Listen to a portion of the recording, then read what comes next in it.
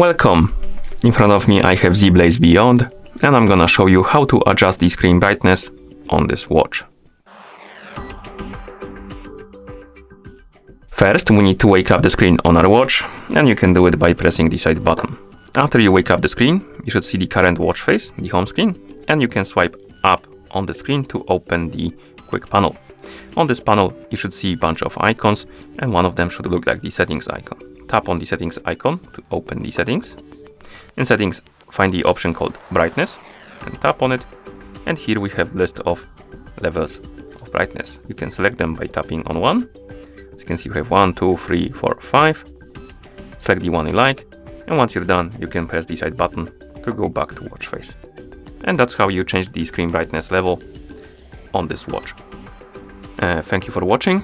If you found this video helpful, please consider subscribing to our channel and leaving the like on the video.